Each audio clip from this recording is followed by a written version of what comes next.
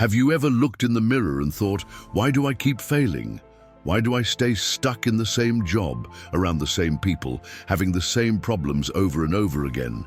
If that sounds familiar, it's because you've been living with a weak mindset, and no one told you how dangerous that really is. This video isn't just advice, it's a turning point. We're going to break down what it truly means to have a weak mind, and more importantly, how to rebuild it from the ground up. We're not here to sugarcoat anything. You're going to face the truth, and it might sting, but on the other side of that pain is power. Chapter 1. You give up too easily. A weak mind gives up as soon as things get uncomfortable. You start something new, you feel excited, hopeful, but then a challenge comes, an obstacle, a delay, and suddenly the voice in your head says, maybe this isn't for me. You convince yourself that quitting is smart, that it's not worth the stress, but the truth is, you're just afraid. Afraid to fail, afraid to face discomfort, and so you walk away. Again. But here's the truth. Growth lives on the other side of resistance. Every time you quit something you were once excited about, you train your brain to fear effort. You train your identity to be weak. So from now on, commit to this. Finish what you start, no matter how small, no matter how hard. Build the muscle of persistence. You obsess over your fears and insecurities. A weak mind creates stories that don't exist. You replay worst-case scenarios in your head like a movie on loop. What if I fail? What if they laugh at me? What if I'm not good enough? Your fear becomes your identity. Your anxiety runs the show. You waste hours imagining rejection, criticism, failure, instead of doing the one thing that could change your life, taking action. A strong mind doesn't pretend fear doesn't exist. It simply doesn't let fear decide. So next time those obsessive thoughts creep in, ask yourself, is this real, or is this just my mind lying to me? Take back control. You can't control your emotions. Your emotions are not the enemy, but if they control you, they will destroy your progress. Weak-minded people explode under pressure. They lash out, shut down, or make impulsive decisions they regret. They let temporary emotions cause permanent damage. Emotional strength isn't about being cold. It's about staying grounded when things get heated. It's about knowing when to speak and when to pause. It's about mastering yourself, not just reacting to the world around you. From now on, practice this. Feel everything, but act with intention. Breathe, reflect, respond. Don't react. You run away from reality. When life gets hard, do you face the storm or hide from it? A weak mind hides, pretends things are fine, distracts itself with comfort, social media, binge watching, gossip, denial, anything to avoid responsibility. But you can't outrun your problems. They will follow you. They will grow, and every time you avoid them, you shrink. Strong people face discomfort. They face the truth, even when it hurts. They take responsibility, even when it's unfair. They show up, even when they're tired. So ask yourself, what truth are you avoiding right now? Face it. That's where your power begins. You take criticism personally. You want to grow, right? Then feedback is a gift, not an attack. But the weak-minded see criticism as a threat. They get defensive, angry, insulted. They attack the messenger instead of listening to the message. They choose pride over progress. But growth requires humility. The strongest people are coachable, teachable, open. So next time someone gives you feedback, don't ask, why are they saying this to me? Ask, what can I learn from this? Detach your ego. That's how you rise. You play the victim. Everything is someone else's fault. The boss, the economy, your parents, your past. Weak-minded people find comfort in blame, because if nothing is their fault, then nothing is their responsibility. And if nothing is their responsibility, then nothing has to change. But that's the trap. Because if you're always the victim, you'll never become the hero. Take your power back. Stop asking, why is this happening to me? Start asking, what am I going to do about it? Responsibility is the first step toward freedom.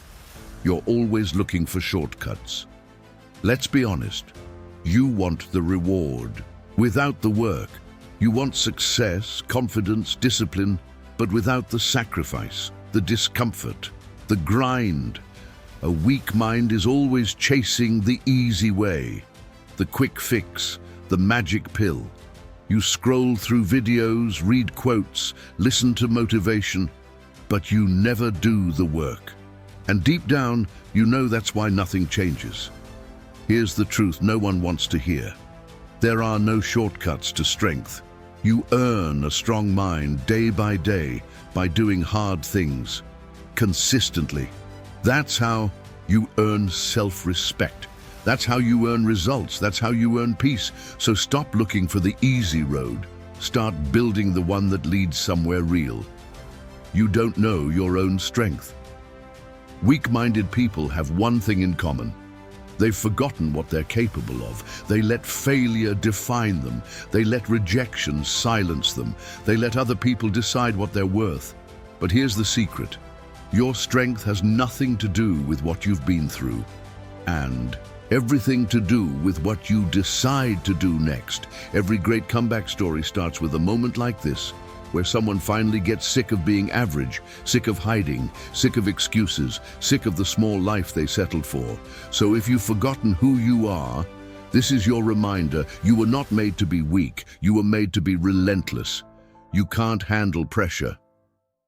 You want big results, but you collapse under small pressure. One bad day, one bad comment, one delay, and your whole mindset falls apart.